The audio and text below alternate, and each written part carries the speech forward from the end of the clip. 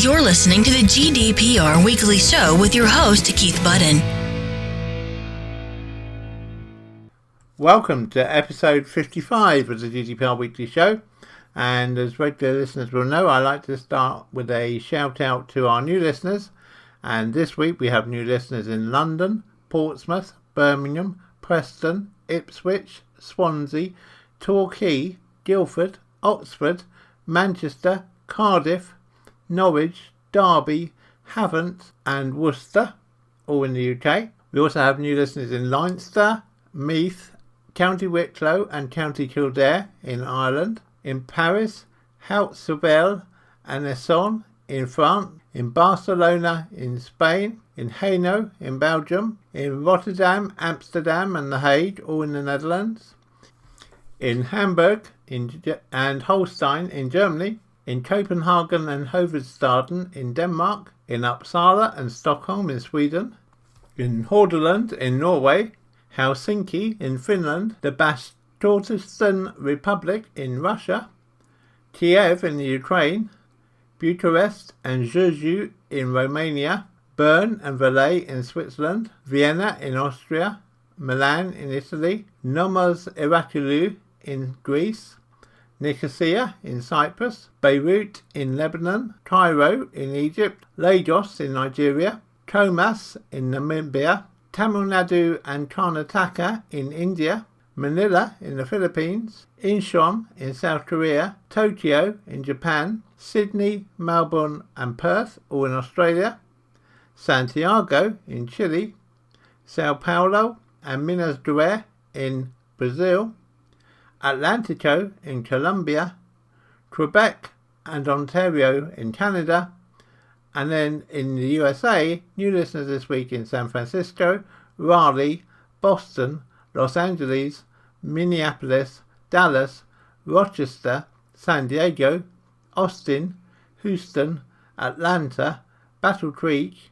Phoenix, Washington DC, Cincinnati, Chicago, Seattle, Portland, Spartanburg, Salisbury and Greensboro. So a special call out to our new listeners in Nicosia in Cyprus, in Beirut in Lebanon, in Lagos in Nigeria, in Comas in Namibia, and in Santiago in Chile, and in Atlantico in Colombia, as you are our first listeners to the show from your respective countries. So a very big welcome to you, and of course a welcome to all of our regular listeners who join every week for 30 minutes or so to catch up on the latest happenings in the world of GDPR. And as always, if you have any feedback on the programme, please do send it to me by email to podcasts@insurety.co.uk. That's ENSURETY.co.uk, or go to the podcast page on our website where you'll find all the contact details. A number of people have asked just quite what do we do at Insurety, as well as producing the UK's only dedicated GDPR podcast. Well, we do lots of things that are GDPR related, perhaps not unsurprisingly. We do data audits, we do an awful lot of GDPR training and retraining and refresher training. We also provide an external DPO service, and we also provide an EEA representative service in respect of GDPR. So if any of those services are of interest to you, then please do always feel free to get in touch with us. You can find our contact details via the website at www.insurety.co.uk, or just drop us an email to podcast@insurety.co.uk, and one of our team will get back to you just as soon as we can. So in a few moments, I'll be telling you what's coming up in this week's episode of the GDPR Weekly Show. Check us out on Facebook. So coming up in this week's episode of the GDPR Weekly Show, we have a look at how UK political parties are doing in responding to data subject access requests. We have an article that Google have discovered a significant data breach in the Apple iPhone. DSK Bank, a Bulgarian bank, have been fined £500,000 for a data breach involving physical documents. We have news of a data breach at Teletext Holidays, which involves the loss of a significant number of voice recordings. We have an article on how GDPR is unintentionally helping some phishing attack. We have news that Google is to be fined by the FTC in the US for collecting children's data on YouTube without parental permission. We have an article looking at when are joint controllers jointly and severally liable, and what are they jointly and severally liable for. And then a final article that Microsoft has opened a cloud storage facility in Germany for users within Europe, which will help to solve one of the issues which some of the European ICOs have had with the way that Microsoft has been storing data for its cloud applications. So, as usual, quite a mixed bag for you this week. Hope you find the information interesting and informative, and I hope you find the program as a whole entertaining. And as always, I look forward to hearing any feedback that you may have. You're listening to the GDPR Weekly Show with your host, Keith Budden.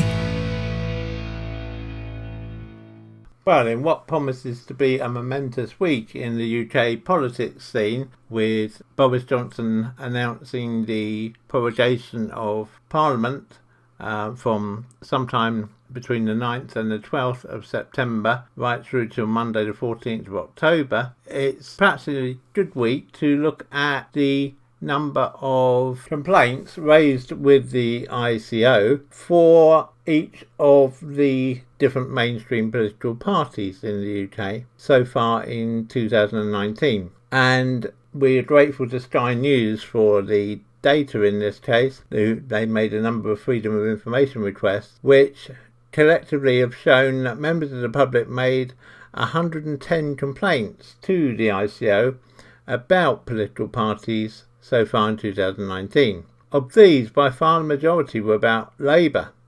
64 of the complaints made to the ICO have been about Labour, whilst the Conservatives and UKIP have had 12 complaints each against them. And so a big difference there.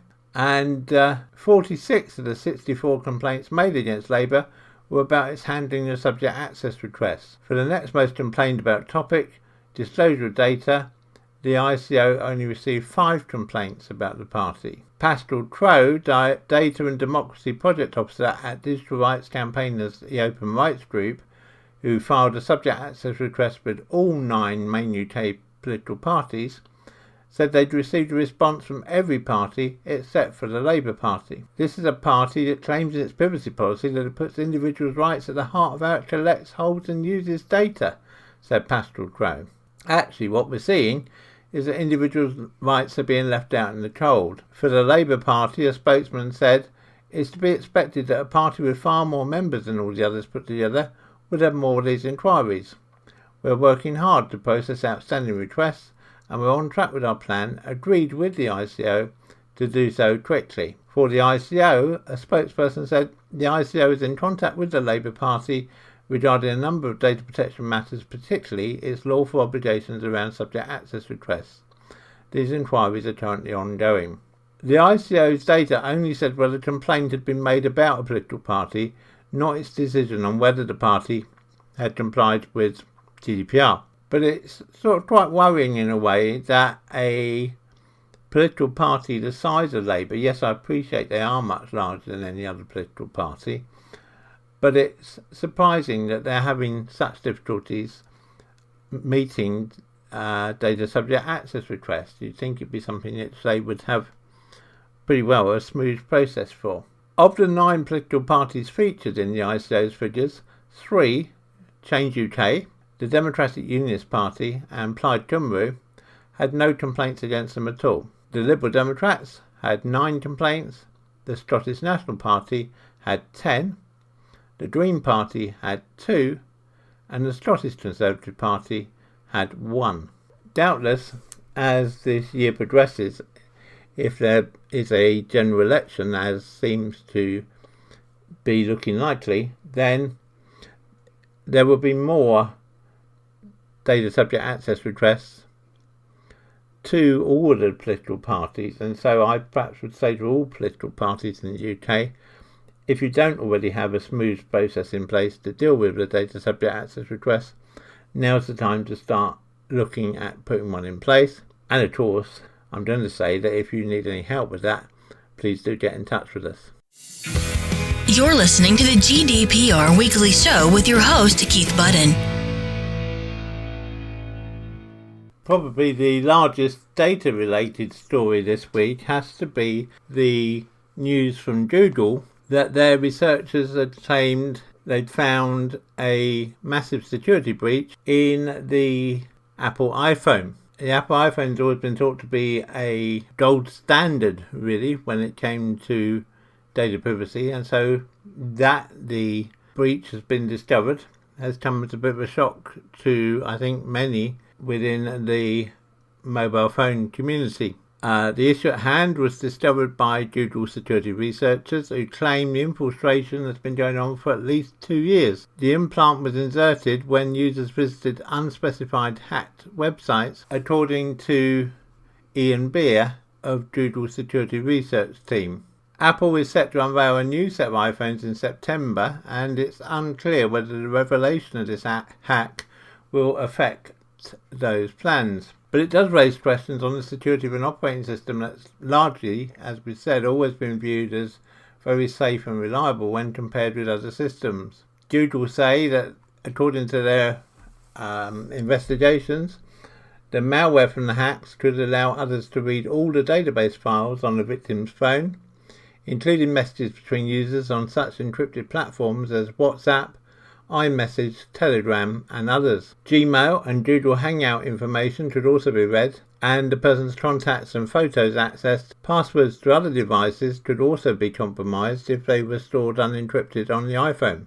And in an age where cryptocurrency and banking are more and more done online, the potential for damage to any particular user is extreme. Beer said the implant has access to almost all of the personal information available on the device, which it is able to upload unencrypted to the attacker's server. There was no evidence that any people were specifically targeted. Just simply visiting the hacked site was enough for the exploit server to attack your device, and if it was successful, to install a monitoring implant. The Project Zero team, the team at Google investigating this, estimated that the sites received thousands of visitors per week. Beer, the spokesman from Google, has not identified the hacked websites, nor has he said how users can determine if their devices have been infected. The hacked sites were being used in indiscriminate watering hole attacks against their visitors, he added. The Google team said they identified 14 iPhone vulnerabilities related to 5 exploits. 7 of the vulnerabilities were related to Safari, the iPhone's web browser. Google claims that it notified Apple of the vulnerabilities on the 1st of February, and the iPhone maker said it had patched them on February the 7th. Beer described the research undertaken by Project Zero as a huge effort to pull apart and document almost every bite of a multi-year in-the-wild exploitation campaign. He warned that it was always possible that other hacks may still be undiscovered. Apple was expected to unveil its latest iPhones at an event at its headquarters in Cupertino, California on September the 10th. 3 new iPhones are expected to be debuted. So it'll be really interesting to see what more comes of this. It's to be hoped that this is a one-off and that relatively few people will have been affected, because even at a few thousand visitors, if you compare that with the number of iPhones in use across the world, clearly it's a minuscule number. But nonetheless, it's worrying that a way has been found to infiltrate the iPhone, and doubtless it's something which Apple will be issuing a statement on in due course, and if we get that in the next week or two, we will of course bring it to you in a future episode of the GDPR Weekly Show. You're listening to the GDPR Weekly Show with your host, Keith Budden. Perhaps setting out to prove that whatever other EU countries may fine organisations for GDPR breaches, Bulgaria wasn't going to be seen as an easy option This week, Bulgaria's DSK Bank, a unit of Hungary's OTP group, has been fined 1 million levs, or to put that into context, $569,930, which is around about 468,000 UK pounds, so almost £500,000, for a data breach that affected over 33,000 clients. The Bulgarian ICO, the Commission for Personal Data Protection, said on Wednesday. The personal data watchdog said the full names, addresses, copies of ID cards, as well as bank account numbers and property deed data of some 33,492 people who had taken loans from the DSK Bank had been improperly disclosed and accessed by third parties. Personal data of loan guarantors, spouses and contracting parties that were part of over 23,000 loan dossiers had also been breached, it said. The Commission said they'd launched a probe into the leak after DSK said in June that it had been approached by a Bulgarian former convict who claimed to have a database with personal details of its clients. DSK said at the time that it had carried out internal checks that showed the bank systems had not been hacked, suggesting any leak of data must have occurred through other illegal means. In a statement, the bank said that DSK Bank was fined by the Commission for Personal Data Protection over a non-digital data theft carried out against it. DSK Bank accepts the fine and cooperates with the authorities to further improve its personal data protection measures. The Commission said it had fined the bank for failing to introduce proper technical and organisational measures to guarantee the confidentiality of clients' personal data at all times. Now, I think this case is interesting in two ways. One, perhaps in the past we would have expected the Bulgarian ICO to have been more lenient in its fine, but they're obviously, as I say, determined to prove they're going to be as hard as other regimes across Europe. But secondly, that this emphasises something which we certainly have been teaching our clients right from day one, and it's a really important part of GDPR, is that GDPR, yes, it is an awful lot, of course, about electronic data, but it's not just about electronic data, it's about paper documents and how you ensure their physical security as well. And it's one area which is often, in our experience, particularly when we carry out GDPR audits, to be overlooked. So do think about your physical security, not just your data security. Do think about how you keep sure that documents are kept securely within your organisation, and that, for example, filing cabinets are locked at night, that documents aren't left out on people's desks, that it's not possible for a pile of documents to suddenly just get blown out of a window if there's a gust of wind. All these sort of things are things you need to think about. And as always, if you need help thinking about them, or help with guidance on what sort of things you should be looking for, then please do get in touch with us via our email at podcasts@insurity.co.uk, or visit our website at https://www.insurity.co.uk. Check us out on Facebook.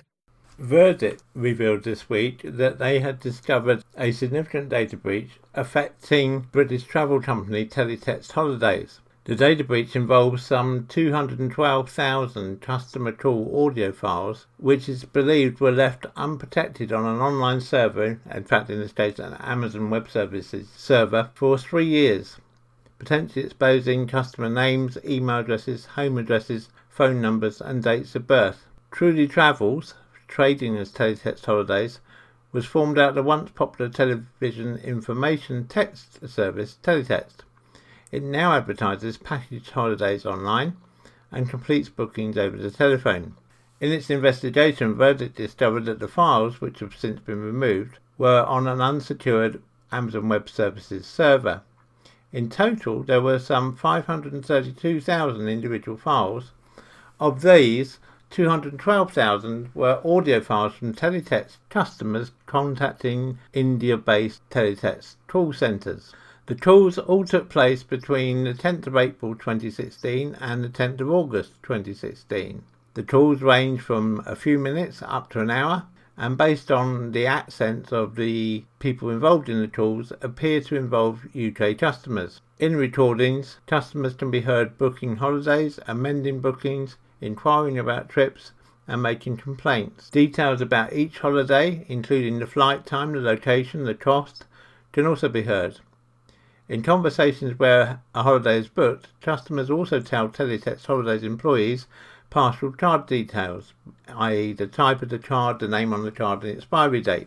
However, instead of saying their card number and 3-digit security number, the CVV number, the number on the back of the card, customers type them into the keypad on the phone, thereby protecting the most serious financial information. In a very small number of calls, verdicts say they heard customers begin to say their card number out loud before the call centre operator interjects and tells them to use the keypad. The names and dates of birth of accompanying passengers, such as partners and children, can also be heard. For their part, as soon as they were contacted, Teletext Holidays removed all 532,000 files without delay. In a statement, a Truly Travel spokesperson said, "We are in the process of reporting the matter to the ICO, and we will fully comply with our wider legal obligations. The company is taking all appropriate steps to ensure this situation does not reoccur in the future." In some of the calls, Teletext customers continued to be recorded while they'd been put on hold. And, for example, couples were heard talking privately amongst themselves, and in one, a mother can be heard trying to calm her crying children while she waits. In another, a couple is placed on hold for several minutes, and they can be heard discussing the booking before whispering, "I'm going to hang up." The files, it's understood, were stored in a data repository titled Speech Analytics. In addition to the audio files, Verdict also discovered 9,000 VTT files, VTT being a format for providing captions to audio files. The customer calls appear to have been received as part of a call centre analytics project. When Teletext were asked whether Indian technology company Zen3 were involved in this data breach, Teletext Holidays said it is not the case. It is known that in February 2016, Teletext Holidays implemented the natural language artificial intelligence analytics system to turn call centre conversations into text. In the exposed data, approximately 9,000 of the phone calls are accompanied with text transcripts, potentially making it easier for a malicious hacker to scrape those for personal data. Although, of course, if you've got this data, if someone's obtained this data, they're probably not going to mind listening to the calls to extract the information that they want, because they can use that information potentially for identity theft and so on. Personal data, such as email addresses and dates of birth, will always prove useful for anyone trying to pretend to be someone else. It's common for malicious hackers to go on to sell these databases containing personal data on underground forums, the so-called dark web, but it's not yet known whether this data has appeared on the dark web at all. So, you're probably thinking, well, since this data relates to 2016 and GDPR didn't come into force to the 25th of May 2018, does GDPR really apply to this case? Well, it's an interesting legal issue, but our belief is that it probably does, because the rules of GDPR say that the company must react within 72 hours of when they become aware of the data breach. And since it would appear that Teletext Holidays only became aware of this when they were contacted by Verdict, then our personal belief is that they probably do have a case to answer under GDPR. Now, as you probably all know, under GDPR, the maximum fine or maximum penalty that can be imposed for a data breach is 4% of their annual turnover. In the year ending 2018, Truly Travel, trading as Teletext Holidays, reported a turnover of £152 million, which would put the maximum possible fine somewhere around £6 million. Now, whether the ICO look to impose a fine, and whether they look to impose a fine of that magnitude, is probably still some months away, and we'll keep you up to date with that as we go forward in future episodes of the GDPR Weekly Show.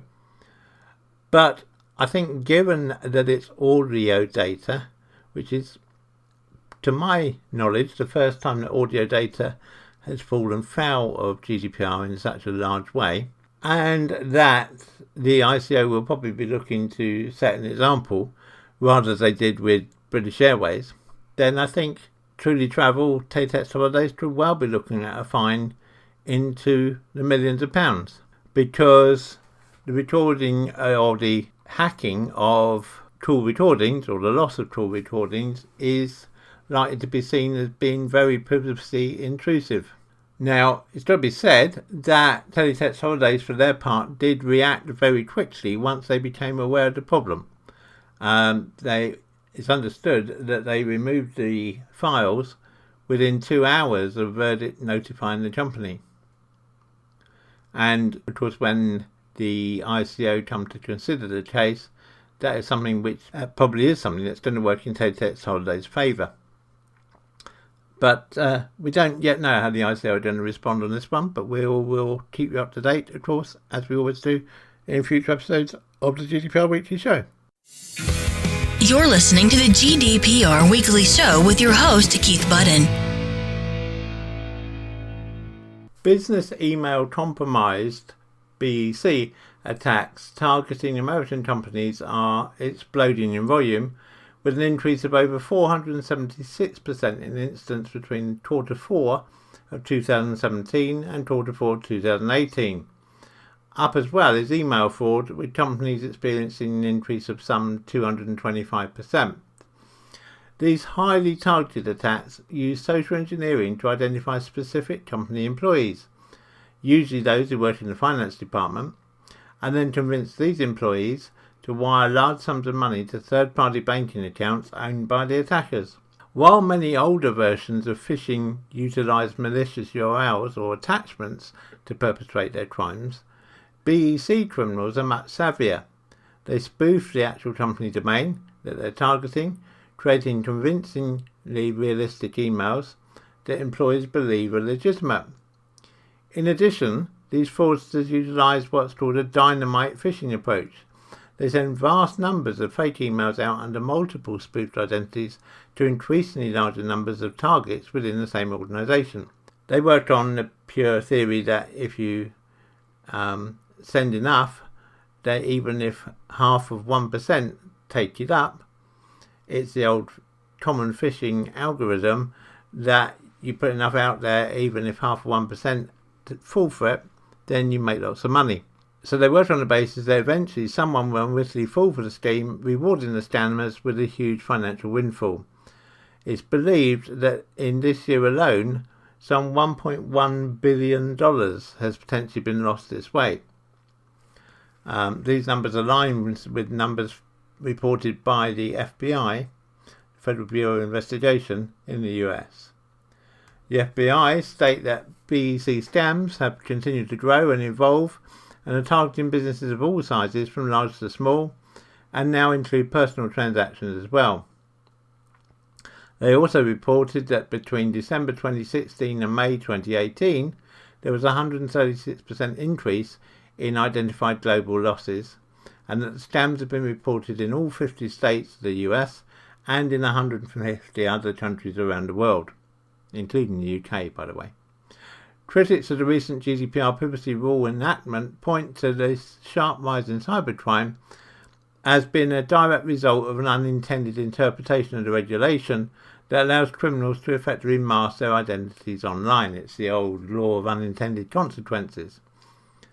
Registrars of domain names, faced with the potential of massive fines for GDPR violations, have resorted to being overly cautious when it comes to revealing any private information on the registrants of a domain. In many cases, registrars are refusing to share any information with anyone, including organisations and brand holders with legitimate public safety concerns. This approach to privacy has led to the unintended consequence of making it easier for individuals and or entities with less than honourable intentions to effectively disappear in the online cyberspace. Faced with the ability to create malicious domains and operate online with anonymity, criminals are registering websites and email addresses created specifically to spoof legitimate businesses and employees. As a result, cybercrime has grown into a $600 billion a year business and is expected to continue to grow until these issues are resolved. So to give an example, if it was, I don't know, let's take the BBC as an example.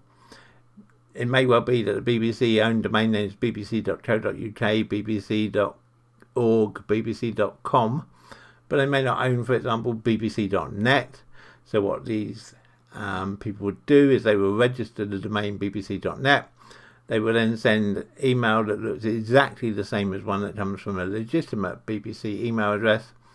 And unless the person replying is very careful and looks at it very, very carefully, they won't spot that it's not genuine. And chances are they'll believe the request to transfer the information to pay the bill or the invoice, which may or may not be attached to the email. And so it's an interesting case, as we say, of the law of unintended consequences. United States Attorney Nick Hanna released a statement concerning the indictment, saying, "Today we've taken a major step to disrupt criminal networks that use BEC schemes, romance scams and other frauds to fleece victims. This indictment sends a message that we will identify perpetrators, no matter where they reside, and we will cut off the flow of ill-gotten gains." In the recent example, federal prosecutors in California arrested 14 people and charged 66 more with fraud in a conspiracy they say was tied to Nigeria and intended to defraud millions of dollars out of victims. Details of the charges have not been released. Perhaps this is an example where there needs to be some bringing together of minds to find a way how domain registrars in particular can release details of domains and who's registered them without actually fearing that they could be in breach of GDPR by doing so. Now, I think some of this is an education exercise, because one of the things that GDPR does allow you to do is release information where you have a legal obligation to do so. And I think perhaps it's a case of, perhaps some better education is needed of domain registration companies. It's something I'll give some thought to and bring back to a future episode of the GDPR Weekly Show. You're listening to the GDPR Weekly Show with your host, Keith Budden. It's being reported in Washington that Google are to pay some $150 to $200 million to settle allegations that YouTube violated a children's privacy law while gathering data to better target its adverts. The US Federal Trade Commission agreed the amount of the settlement against YouTube parent Google, which, if approved by the Justice Department, would be the largest settlement in a case involving children's privacy, according to a report in the New York Times. The allegations against YouTube were made by privacy groups who said the platform had violated laws protecting children's privacy by gathering data on users under the age of 13 without obtaining parental permission. The FTC is expected to announce its decision on the settlement sometime in September. US regulators have long argued that Google fails to protect children from harmful content and data collection on the YouTube platform. The Center for Digital Democracy said in a statement that the proposed settlement would be woefully low given Google's size and revenue, and called on the FTC to enjoin Google from committing further violations of children's privacy law. Google remains the money-making engine for parent company Alphabet, with most of its revenue coming from digital advertising, which accounted for $116 billion of the $136 billion Google took in last year. If we have any update on this story, we will of course bring it to you in a future episode of the GDPR Weekly Show. You're listening to the GDPR Weekly Show with your host, Keith Budden. An interesting point of law which we are currently considering for a client is when our joint controllers jointly and severally liable for each other's actions. Because as things stand at the moment, it's not clear whether joint and several liability attaches to the actions of joint controllers. GDPR states a data subject may exercise his or her rights under this regulation in respect of and against each of the controllers. While the provision hints that joint controllers may be jointly and severally liable for actions brought by data subjects, it does not state so explicitly. It is perhaps worth noting that prior to the passage of GDPR, the Article 29 Working Party argued that joint controllers should have joint and several liability unless the controllers effectively allocated obligations. Now, it can be argued that joint and several liability for all parties involved should be considered as a means of eliminating uncertainties, and therefore assumed only insofar as an alternative, clear and equally effective allocation of obligations and responsibilities has not been established by the parties involved or does not clearly stem from factual circumstances. The fact that GDPR itself is silent on the issue could perhaps be indicative of a rejection of the Article 29 Working Party's recommendations. Further, of course, it's worth looking closely at the wording, because the wording says that data subjects may exercise their rights against each of the controllers. It does not state that the supervisory authority, i.e. the ICO, may recover administrative fines jointly and severally. And in particular, it doesn't say whether the regulator can recover fines against one controller for the actions of the other controller. And so, as a result, there's an argument being made that even if joint and several liability exists for an action initiated by a data subject, it may not be the case that it exists for an action initiated by the regulator. The European Court of Justice recently provided another hint that joint and several liability may not attach to violations committed by joint controllers in a case of two companies based in Holstein in Germany. While a monetary penalty was not the issue in this case, the court evaluated the level of joint responsibility that might exist between joint controllers and held that, and I quote, the level of responsibility of each of them must be assessed with regard to all of the relevant circumstances of the particular case. The implication, therefore, is that joint and several, i.e. equal, responsibility is not a foregone conclusion when it's only one controller who has violated GDPR. As joint controllers are permitted to contractually distribute the obligations imposed by GDPR, and in fact may have an affirmative obligation to demarcate by contract their respective roles and relationships, when drafting a contract allocating responsibilities, this perhaps goes to show that joint controllers should consider also whether they wish to include indemnification provisions in the event that one is found to be jointly and severally liable for the actions of the other. Now, it's, in our experience, becoming more common to find that in fact there are joint controllers for data rather than perhaps the expected data controller data processor, or indeed data controller data processor subprocessor arrangement. And it's certainly something we're going to consider into the wording of agreements, is to separate the liabilities jointly and severally, which will clearly exist in the case of a data subject bringing a case, but are more specific into where the liability falls should there be a penalty if only one of the data controllers is found to actually be at fault. So some food for thought there, perhaps. You're listening to the GDPR Weekly Show with your host, Keith Budden. Regular listeners to the GDPR Weekly Show will know that Microsoft has repeatedly run into issues with European data protection regulations, GDPR, especially, mainly in fact, due to issues raised by the Dutch Information Commissioner's Office, who actually has advised some Dutch organisations not to use Microsoft cloud products until Microsoft bring the storage of the data from those products into European servers rather than into servers based in the US. Well, Microsoft have responded to demand on this, and Microsoft have finally decided to bring on board 2 new data centres, actually in Germany, one in Frankfurt and one in Berlin. And Microsoft has already opened similar data centres in Zurich and Geneva.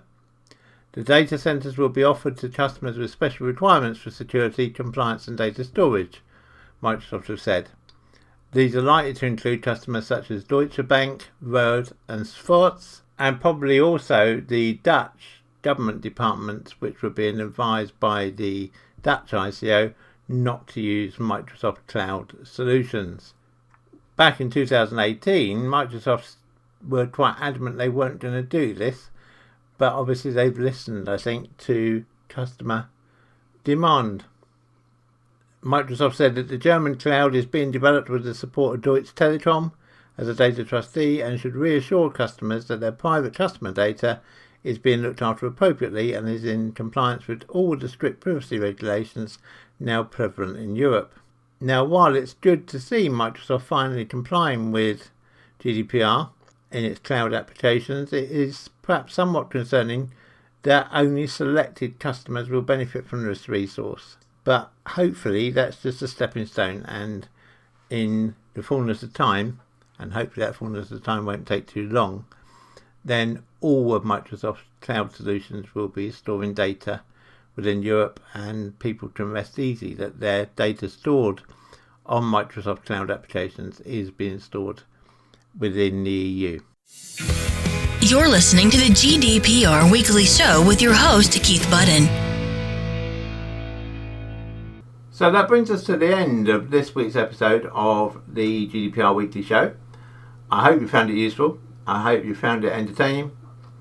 Please do let me know. Let me have your feedback by sending an email to podcast@insurity.co.uk. You can find out more about us at Insurity at www.insurity.co.uk.